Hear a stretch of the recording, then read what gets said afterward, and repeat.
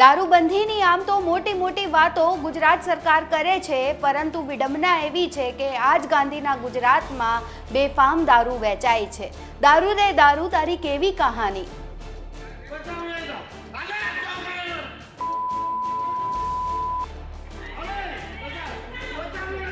મને મારી નાખવાની ધમકી આવી છે। એમ કીધું કે તારા 18 વર્ષ પૂરા થાય ને એટલે તને તારા પતિને બધાને ખલાસ કરી દેવા છે। ભાજપના મહિલા કોર્પોરેટરને ધાક ધમકી મળી છે।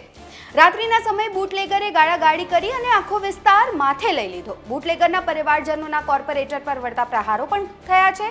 સૌથી મોટો સવાલ કે ભાજપના શાસનમાં હવે ભાજપના જ નગર સેવિકા સુરક્ષિત નથી તો પછી સામાન્ય લોકોની પરિસ્થિતિ શું થતી હશે તે આપણે સૌ કોઈ સમજી શકીએ છીએ। ગુજરાતમાં આમ તો દારૂબંધી છે, પણ હવે લાગે છે કે લોકોને આ કાયદાનો ડર નથી। વાત આટલાથી નથી પૂરી થતી। દારૂ માટે લોકો હદો વટાવી નાખે છે અને એવો જ એક કિસ્સો સામે આવ્યો છે ભાવનગરથી। ભાવનગર શહેરમાં બુટલેગરો બેફામ બન્યા છે। ભાવનગર શહેરના કુંભારવાડા વિસ્તારની આ તસવીરો છે। આ વિસ્તારમાં રહેતા મહિલા કોર્પોરેટરના ઘર પાસે આવી આ જ વિસ્તારમાં રહેતા બુટલેગરે ગાળાગાળી કરી નાખી અને મારી નાખવાની સુદ્ધા ધમકી આપી નાખી, જેને લઈને ચકચાર મચી છે। મહિલા કોર્પોરેટર દ્વારા પોલીસ ફરિયાદ નોંધવામાં આવતા પોલીસે માથાભારે શખ્સની ધરપકડ કરી લીધી છે। આ એ જ શખ્સ છે જે અત્યારે આપ ગુજરાત તકની સ્ક્રીન પર નિહાળી રહ્યા છો। ઝડપાયેલો આરોપી દારૂનું વેચાણ અને કૂટણખાણું ચલાવતો હોવાનો મહિલા કોર્પોરેટર દ્વારા આક્ષેપ કરવામાં આવ્યો।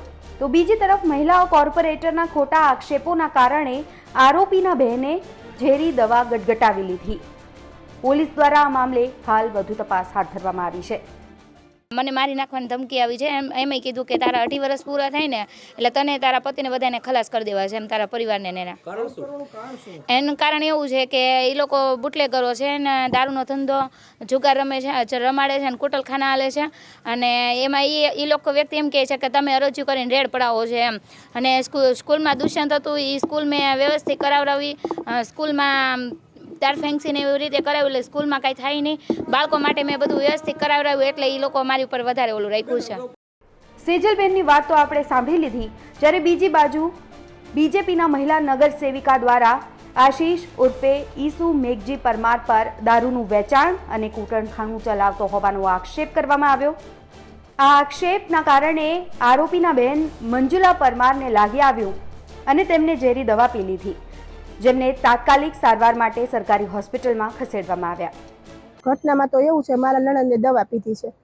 સેજલબેન કોર્પોરેટરના ત્રાસથી મારી નણંદે કૂટલખાનું હલવે છે એવી બધી માથે એક સ્ત્રીને ન શોભે એવા શબ્દ બોલી અને મારા નણંદ માથે ખોટા એવા અમારા આખા ખાનદાન માથે એવા એને શબ્દ નાખ્યા છે। કૂટલખાનું હલવે છે સાહેબ, અમે કોઈ એવું કૂટલખાનું હલવતા નથી, અમે કોઈ એવા ગેરવર્તન વાળો ધંધો કરતા નથી। સંજયભાઈ કરીને છે અમારા વિસ્તારમાં રહે છે, એ ધંધો કરતા હતા સાહેબ।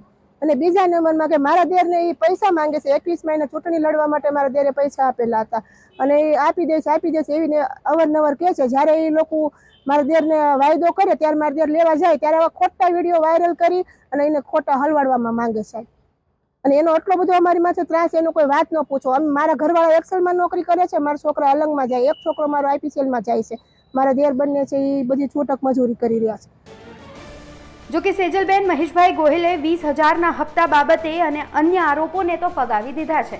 આ મામલે બોર તળાવ પોલીસ સ્ટેશનમાં ફરિયાદ નોંધવામાં આવી છે। આરોપી સામે અટકાયતી પગલાં લેવામાં પણ આવ્યા છે અને તપાસ ચાલી રહી છે।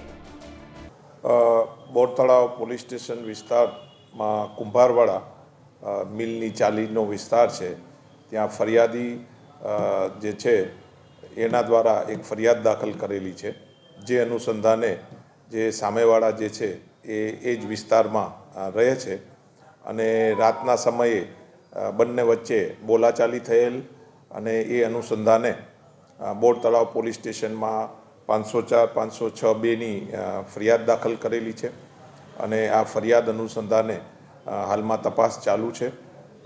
આ કામે આરોપી જે છે તેના અટકાયતી પગલાં લીધેલ છે। તપાસમાં એ છે કે બંને જે છે એ નજીકમાં જ આ જે છે મિલની ચાલી જે છે તેમાં નજીકમાં જ રહે છે અને રાતના સમયે બંને વચ્ચે બોલાચાલી થયેલી અને બોલાચાલીને અનુસંધાને જ આ ફરિયાદ દાખલ કરવામાં આવેલી છે। હા, એ જે આરોપી વિરુદ્ધ જે છે એ પ્રોહિબિશનના ગુના બોર તળાવ પોલીસ સ્ટેશનમાં દાખલ થયેલા છે. આરોપી વિરુદ્ધ અવારનવાર રેડ કરવામાં બી આવેલ છે. ભાવનગરથી નીતિન ગોહિલનો અહેવાલ, ગુજરાત તક. તો ઝડપાયેલા આરોપી સામે ભૂતકાળમાં પણ પ્રોહિબિશનના ગુનાઓ નોંધી લેવામાં આવ્યા છે, ત્યારે હવે આ મુદ્દો ક્યાં જઈને અટકશે અને શું હવે બેફામ જે બુટલેગરો બન્યા છે તેમના પર અંકુશ લગાવવામાં આવશે ખરી, તે સૌથી મોટો સવાલ ઉત્પન્ન થઈ રહ્યો છે. આ રિપોર્ટમાં બસ આટલું જ. ગુજરાતના તમામ મહત્વના સમાચાર જોવા માટે આપ જોતા રહો ગુજરાત તક. આ વિડીયોને લાઇક અને શેર કરવાનું ન ભૂલતા. આપ આપના અભિપ્રાયો પણ અમને કમેન્ટ બોક્સમાં જાણ કરી શકો છો. નમસ્કાર.